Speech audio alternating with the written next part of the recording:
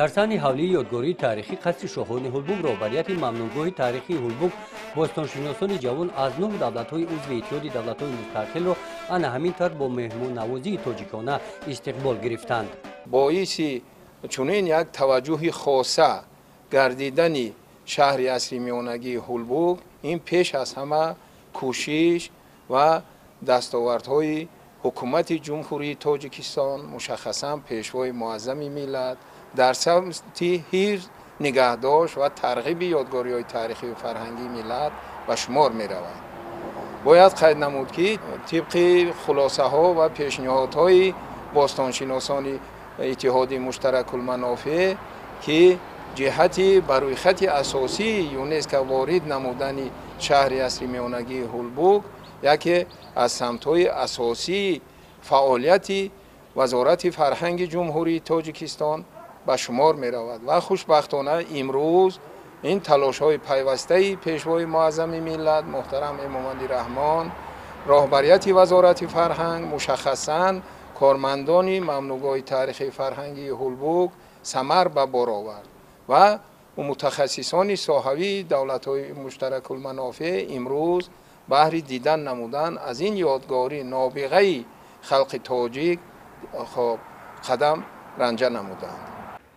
در دوره همایش مکتب باستانشناسان جوان اشتراکچیان از دولت‌های اسنگ روز 15 تا 22 آگوست ادامه می‌یابد. طبق برنامه در این روزها مهمانان از یکچند یادگاری‌های تاریخی تاجیکستان دیدن می‌نمایند. نخست روز 18 آگوست اشتراکچیان سمینار در ناحیه واسع از یادگاری تاریخی عصری میانگی دوره سامانیان قصر شاهان هلبوگ دیدن نمودند.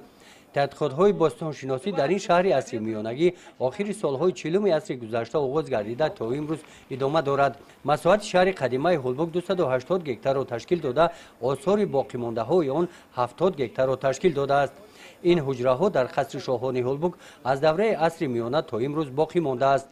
با راهنمایی دیرکتور ممنونگاه عبدالله خوجایف از سیاحت به قصر شاهان هلبوگ باستانشناسان جوان درباره پهلوهای گوناگون این صحیفه تاریخ خلق تاجیک اطلاع گرفته تاثیرات‌های نیک برداشتند.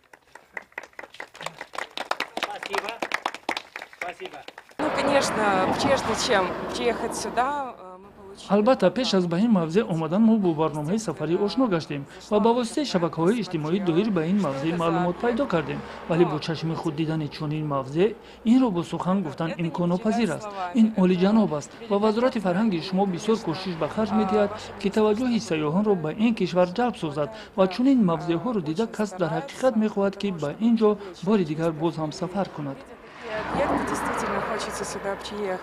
نصف روزی این روز باستانشناسان نزد آثارخانه تاریخی هلبوگ عکس خاطروی برداشته از نام مأموریت ممنونگاه تاریخی هلبوگ برای خاطره از هلبوگ با تحفه‌های خاطروی تصویر رمز شاهان ختلان قدر کرده شدند. گزارش خواجه نظریف خدای نظر ظهوروف از ناحیه واسع برای برنامه اطلاعاتی نوید.